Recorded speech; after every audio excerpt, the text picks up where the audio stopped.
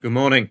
In-play stats led Champions League and Scottish Cup. Let's see if we could pick out anything yesterday. The starred matches, just matches which caught my eye initially. These are the problems you have with second legs. 0-0 is very much alive, particularly when you've had a 1-0 lead in the first leg. You've got to be walking a tightrope with those 0-0s if they are alive. I wouldn't have laid that 0-0 Millsummer and KUPS. I would have, though, laid it very late on because Millsummer's shots on and off target suggested they were having a go at least. Skendia and the New Saints were looking for that goal, but it came in extra time, it seems. This is the problem again with these quality of teams. It was a thought because you've scored two first half goals, one each, that they're going for the win. Pretty much quiet elsewhere in the Champions League. Scottish League Cup, one or two potential plays. Let's see if we could spot them. Raith and Kilbride. Did we get an equaliser from Raith? Well, 0-1. Yes, we did. That's your out. I left you with that at the end of yesterday, of last night. So I hope you took it on and I hope you cashed out at 2-1 because, my God, you had to be Teresa Caputo minus her absolutely ridiculous hair to have got this Robertson hat-trick in the 89th minute for East Kilbride. What a hero. Roy of the Rovers stuff from Mr. Robertson. But great thing about trading is it's what happens in play. It's not the final result that counts. Well done, East Kilbride. Any of you who got an East Kilbride win after 2-1 down with 3 minutes of extra time to go, you are an absolute genius, or your nose is longer than Pinocchio's. Or you're psychic, like Teresa Caputo, who's very psychic indeed. Motherwell got them yesterday as well, coming from behind. Good at first half market, I thought, was where the value held. And indeed, Motherwell got us an equaliser by half-time. The Peterhead goal was so early that the market was just not shifting on Motherwell's odds at all. Skinny. But they got the win in the end. If you stuck with the Motherwell win, could have laid the draw second half there. So really, the Wraith one and the Motherwell one, the only real calls. We can pick our battles in this cup as long as the in-play stats are in our favour, and they certainly were with Wraith, although Mr. Robertson, he is the king of East Kilbride after that performance. That's not extra time, by the way.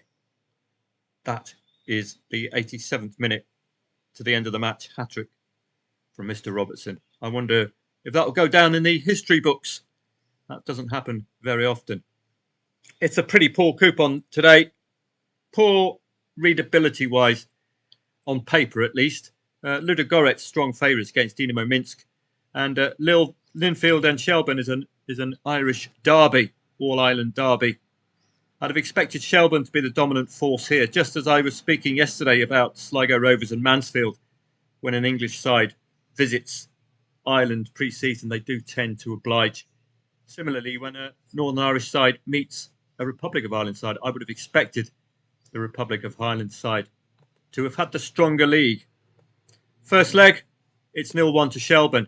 So it's a difficult couple of matches this evening because is this a tight one as well? Dynamo Minsk, Ludogorets, it's 1-0. And Dynamo Minsk are further worried or hindered by not actually playing at home. So that's a big negative for them. But we've got two 1-0 scorelines. Could infer a tight first half, with Linfield and Dynamo Minsk seeking to keep a lid on the teams leading, just seeking to get that equaliser. So it's very tough to predict how these matches will unfold. We do know that one of these teams needs to equalise, Linfield and Dynamo Minsk. Dynamo Minsk not fancied, Dynamo Minsk not at their home stadium. So two negatives for Dynamo Minsk this evening. I won't be staying up for those, I'm afraid. Auda and Larne. Conference League. Is this a second leg match? Let's have a look. 0-0 from the first leg, so it's absolutely all to play for, and 0-0 could very much be alive. That is the problem with tonight's coupon. It's not the best in the world. Norwegian ladies against Italian ladies. Where are we in the Euro draw now? Are we still in the group stage? Quarterfinals now. A1, B2. So the first thing to look at in a tough match like this, 2.45 the favourite. And you can tell it's a tough coupon today. It's probably a coupon to just be very cautious with a couple of these matches. 2.5, 2.45 the favourite, Norwegian women and Italian women. Get the FIFA World rankings for the ladies, and you can get a gauge immediately based on that as to their strengths. FIFA rankings for the ladies, here we go. Let's see if we can find them. 16th and 13th in the rankings, that makes our life even more difficult. You can get a gauge from the matches that have already been played within the tournament itself. But then that's difficult as well because those are group stage matches. And obviously with a group stage, you've got a special goal. That's to get out of the group regardless of how you accomplish it. So like England do in their group stages, they're all very tight 0-0, 1-0 affairs. And then the goals start flowing later on in the tournament. We've got to be concerned with the Italians. 1-0 win, 1-1 draw, 3-1 loss to Spain. Failing to score that second goal. But again, is that just purely down to it being the group stages that they were playing? Norwegians, in stark contrast, these Euros have had a 2-1 win, a 2-1 win and a 4-3 win. Mostly Scandinavian sides, lower ranked as well, Iceland and Finland. And they do look vulnerable, don't they, the Norwegians? So we've got a case of both teams to score in their 3 Euros against Italy's both teams to score in the last 2 Euros. But Italy's problem is that second goal. Is that a characteristic of the group stages? Their methods, tactics to get out of the group stages and then unleash in the playoffs. We will find out. Fredrikstad and Bodo Glimt. Bodo Glimt 1.6 favourites today. Interesting match this. Bodo Glimt have been going through a bit of a blip, but we got a nice trade out of them in the last match with that 2-0 call of mine for you in the second half. We were unlucky. I gave a call in the first half. We had 2 disallowed goals, one of them in the 45th plus 4 minutes of the first half. So very unlucky with Bodo Glimt that time. Let's have a look at Fred. We know Bodo, who are excellent away from home, by the way. They do tend to score first at home and can lead at half-time. Sorry, away and lead at half-time away. So Fred might be up against it. 0-0, 1 goal scored against the top 5 so far at home this season for Fredrikstad. Playing 5th today. So it's just a matter when they're meeting the big guns of that inability to conjure up that second goal, a bit like the Italian ladies. Kilmarnock and Livy in the League Cup. I can't give you any pre-match analysis of this one at all. I think they're 2 SPL teams. It's all a matter whether you're up for it or not. I will certainly be about for Fredrikstad and Bodo Glimt, but I don't think the 7.45s justify my staying up just for a 2.55 the favourite match. Linfield Shelbourne. Dynamo Minsk only a goal down, but not playing at home. So very difficult to read how they'll perform today in a neutral venue. Ouder and Larn is all to play for at 0-0. Norwegian ladies and Italian ladies. Very tight in the rankings, 13th and I think 15th or 16th. So can't split them on that. Can't split them on the market, 2.5 the favourite. Can split them on the goals, depending though on the both teams to score. Norwegian 2+ goals, Italy failing to score that second. But are we going to see Italy unleashed? Bodo Glimt look well placed here today against Fred, who don't have that second goal. So it looks very readable. Let's have a quick peek at the tennis today. We are in the clay court season now in the run-up to the US Open, and it's all going in Bastad in Sweden, along with Gstad. Gstad and Bastad. So who's playing at Bastad? There was a couple of players I highlighted yesterday. Montero. Why? Because he's a Brazilian, South American on clay. Should be good, shouldn't they? Well, he won the first set but he eventually lost the match. I was looking at the twist. Ema, we're looking at Swedes in Sweden when they're playing the local tournament. Well, no problem. He scored. He won the first set and he won the last set. No trading angle really for me there. And in Gstaad, two Argentinians meeting each other, but it went the way of the market leader. But I do like that as a trading angle. If you've got an odds-on favourite and he's playing a fellow countryman or she's playing a fellow countrywoman, they win the first set. If they're already odds-on, their odds are going to be far, far shorter and they're well worth having a punt at. With Struff losing the first set to Kerendulu, that was a potential angle in yesterday. I do like Struff, particularly on grass, but the grass court season has gone now. He did win the second set, but eventually lost the match. Watch out for these South Americans on clay. That's why I target them now. Landalucci against Goffin. Just worth looking at David Goffin. Potential. I'm not sure if I would have taken him on. He did win the first set in the tiebreaker, but he is a very famous player.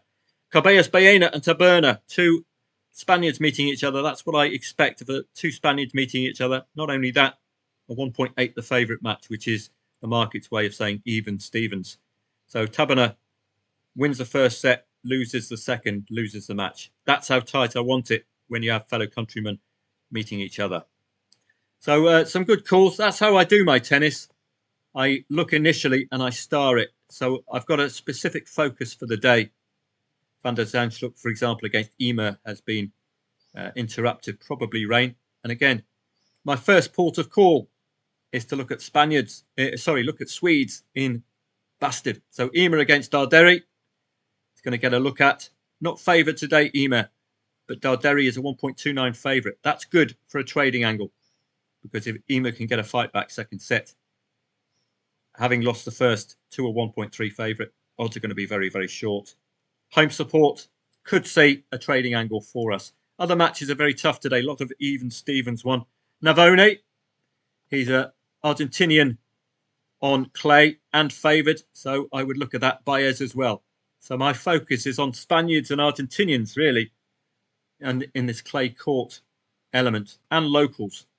Gstaad, we don't have any Swedes remaining in Gstaad, but Kasper Ruud is the standout performer there.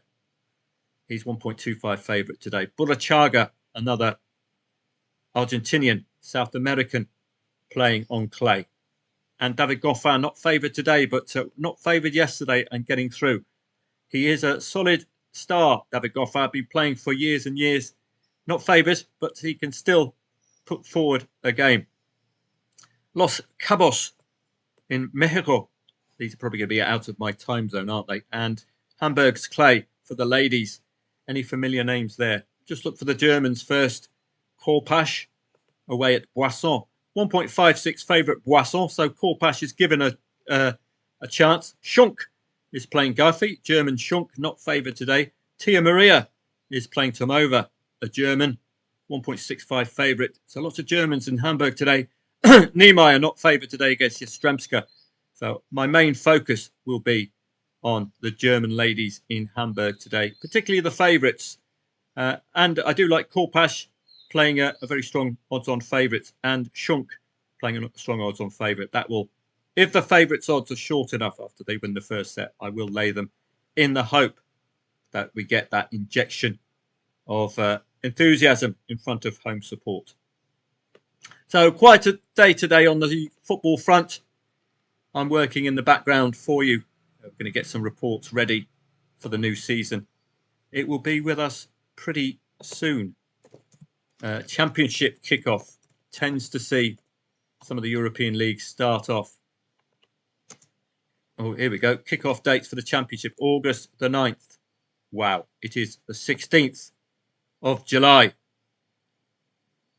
How quick has this summer been? August the 9th. So it's the first full week of August. Off we go. Championship will probably bring with it some of our European leagues who start a week earlier than the English Premier League, the German Bundesliga et al. So it's exciting stuff, August. We're well prepared. We're picking our battles and we're doing it quite successfully, particularly if you're trading out, of course. Wraith And Jay Robertson, well, stick him in your notebook. East Kilbride. He will be a pub quiz question. 2-1 Wraith Rovers, 87th minute. What happened next v East Kilbride? Those of you at the pub quiz who've been listening to this or watching will know. Write down Jay Robertson hat-trick. 87th minute. Unbelievable, Jeff. So watch out for more Roy of the Rovers stuff in the cup tonight. Have a great day. I will certainly see you for Fredrikstad and Bodo Glimt, because if Fredrikstad score first, which is unlikely, Bodo Glimt's record of scoring is impeccable. First away from home. Have a great day. I will see members from 5 o'clock.